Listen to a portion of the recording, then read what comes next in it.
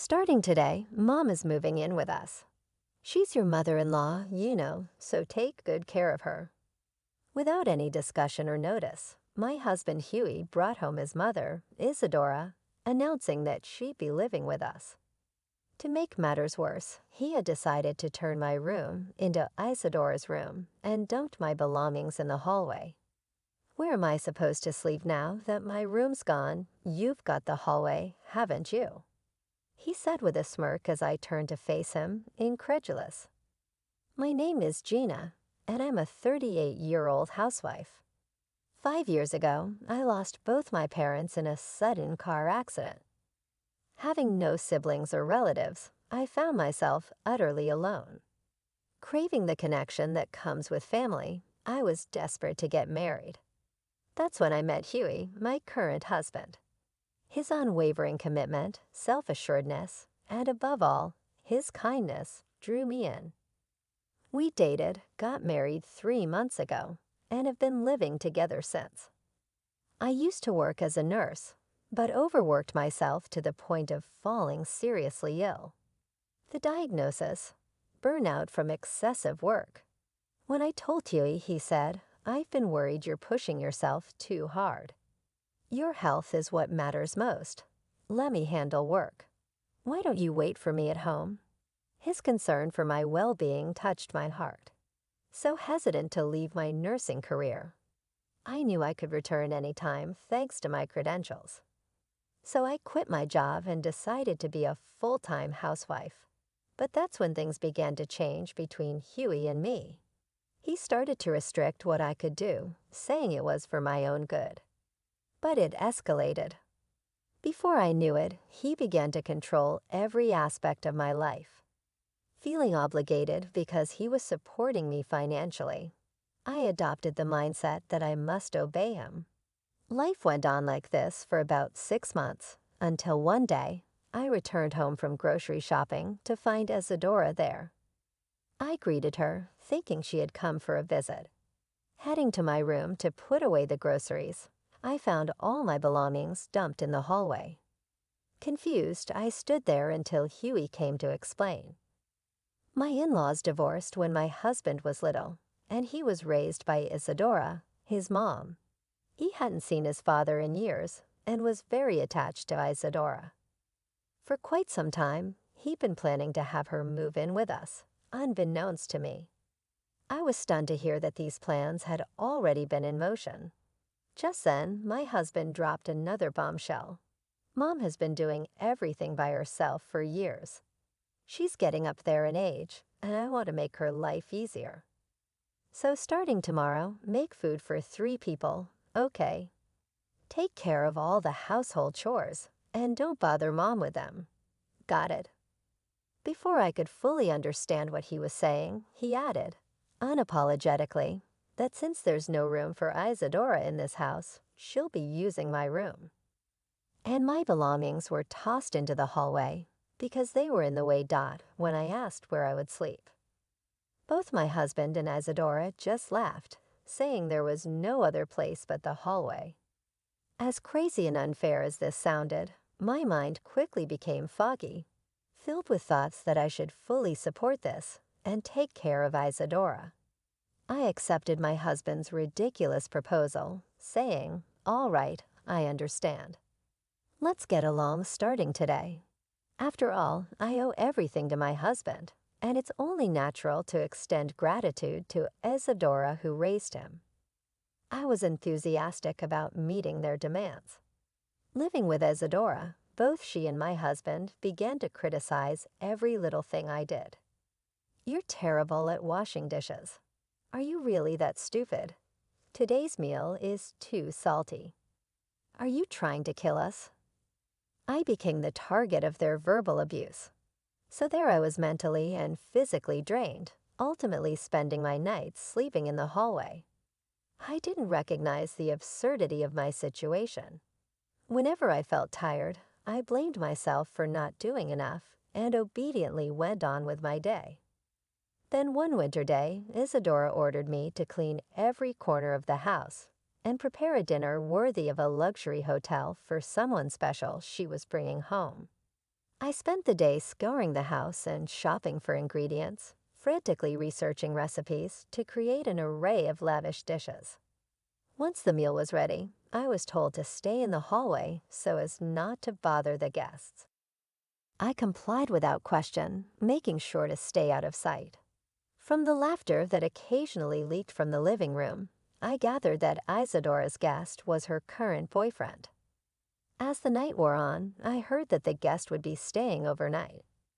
Isabella told me to wait in the kitchen, adding, "Gina, if Louis finds out you sleep in the hallway, he'll be shocked.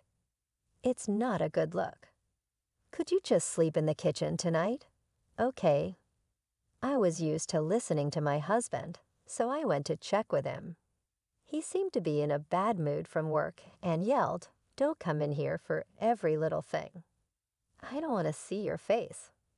Before hitting me, being hit was nothing new, so I leaped quickly to avoid making him angrier. Since I couldn't confirm where to sleep with my husband, I decided to sleep in the hallway as usual. Early in the morning, I was awakened by a surprised male voice and looked up to see a man staring down at me. I didn't see his face yesterday, but it's probably Louis, Isadora's boyfriend. "What are you doing here? Do you sleep in this house?" Thought off guard, I told him the truth. "I'm Hugh's wife and usually sleep in the hallway." Seeing my nonchalant attitude towards the situation, Louis paused, then asked for my contact information. When I told him I didn't have a cell phone because my husband manages it, he suggested meeting at a nearby cafe when the sun comes up. He asked me to come secretly, without telling my husband or Isadora. His serious gaze convinced me to agree. Later, Louis went home, seen off by Isadora and my husband. As the sun rose, I told my family I was going grocery shopping and headed to the cafe where Louis was already waiting. We went inside. While waiting for our drinks, Louis said, "Actually, I've invited another person today." Shortly after, a woman he knows arrives. "Nice to meet you. I'm Eileen." I've known Louis for a long time. Eileen was an excellent listener, and we had a lively chat. It had been a while since I talked to someone other than my husband and Isadora.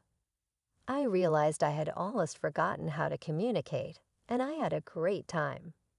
On the way home, Eileen, sensing something was off, kindly asked me about my life. I told her the truth, and she invited me for tea again the next day. I agreed. For several days, our morning tea and casual chats continued. As I spoke to Eileen in the cafe, I started to feel something was wrong with my current life. I became emotional during our talks. It was then that I finally realized my current environment was unjust. Eileen softly smiled, gently wiping away my tears with a handkerchief. It turns out Eileen is a mental health professional. Louis had noticed something was off and asked her to come to listen. Eileen explained that if she had immediately pointed out that my husband and Isadora were the issue, I might have closed off. So she took the time to support me, helping me slowly realize what was going on. "At first I listened to you because it was a job required, but now it's different. I want to help Gina as a friend. If Gina wants our help, we're here, always ready to lend a hand." Hearing these warm words, I can't stop the tears from flowing. Eileen gently rubs my back as I continue to cry uncontrollably. When I finally stop crying, it's time to part ways with Eileen and head home. As we say goodbye, she assures me, "We're always on your side." On the way home, my clouded thoughts finally clear, filling me with a newfound sense off that night. When my husband starts complaining about my cooking again, for the first time, I retort, "If it's too bland for you, add your own seasoning." My husband is momentarily surprised, but quickly turns red with rage. "How dare you speak to me like that?" he shouts. Isadora, who's already there, starts to get angry as well, and both she and my husband yell, "I want a divorce. Get out of this house now." Thinking that it might be a good thing for them to kick me out, I simply nod my head as usual. While packing, my husband orders me to be ready for a shower and make the next meal more delicious. To all of this, I reply as always, it's because I'm a bad wife and finished packing my minimal belongings. My husband, annoyed that things didn't go his way, lets out a loud sigh and grabs a beer from the kitchen. Ignoring him, I take my bags to the front door. Isadora follows me, letting out an obvious sigh. If you're really sorry, I might forgive you. Now go do the dishes. No, I'm leaving because my husband told me to. Upon hearing this, Isadora goes to call my beer-drinking husband. Ignoring them both, I walk out of the house and into the waiting taxi, putting distance between myself and that home. Inside the taxi, I wonder why I'd ever listen to such people. Maybe unconsciously, I didn't want to sever family ties. Realizing that I had been enduring my husband and Isadora's unreasonable demands and verbal abuse for this reason makes me firmly decide once again that I will divorce for my own freedom. Given the toxicity I had endured through the divorce, I had already begun preparations to claim financial compensation. Along with the divorce papers, I sent an invoice. Ever since I left the house, my phone was bombarded with calls and texts from my husband and Isadora, all of which I ignored. Unreachable and furious, after reviewing the divorce papers and bills, my husband decided to take legal action against me. I got a notice from the court saying that he had filed a lawsuit against me. I was shaken for a moment, but then thought, well, it figures with those people, and began preparing my case. Thanks to Eileen's advice, I had a strong case. I presented as evidence the recordings I had made of my husband's abusive language before leaving the house, as well as photos of injuries he had inflicted on me, and medical reports that backed them up. The evidence worked in my favor, and I won the case. The court ordered him to grant the divorce and pay tens of thousands in compensation. Finally, I gained a peaceful, humane life. Afterward, Eileen told me that I was oblivious to it because I was so emotionally dependent on my ex-husband. But the yelling from him and Isadora was heard by the neighbors. There were already rumors that I was perhaps being abused, or at least mistreated. My departure confirmed their suspicions, and the rumors spread like wildfire. I heard they're now seen as the family that tormented their wife. Isadora and Louis broke up right after. It seems they stayed together while I was there because they feared it might hurt me if they separated. Isadora was apparently devastated, clinging to Louis's feet and crying, but he firmly told her, I can't be with someone who doesn't value their son's wife and family. I can't imagine a future with someone who can't feel gratitude for the people close. Since I left the house, my husband was forced to take care of household chores, something he was never good at. He and Isadora seemed to be constantly arguing about dividing up the tasks. He used to relieve his work stress by taking it out on me, but with me gone, he turned to alcohol for relief. During our legal proceedings, his drinking increased significantly. When he drank, he would become violent, and he became even more aggressive, now even towards Isadora. One day, he went to work still under the influence and caused some trouble. This led to disciplinary action, and he lost his job.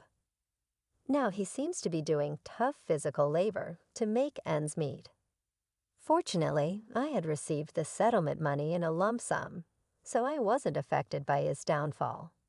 After giving heartfelt thank yous to Eileen and Louis, who had helped me, I moved far away and started a new life. Even though Eileen and I now live farther apart, we continue to deepen our friendship, meeting for coffee and taking trips together. Though this was an awful experience and I didn't gain a family, I found something equally valuable: true friendship. I've returned to nursing, feeling even more fulfilled than before as I work diligently for my patients. And I've tried starting new things that I've always been interested in, like marathons and swimming. I'm enjoying my days, free and uncontrolled by anyone, filled with fun and excitement.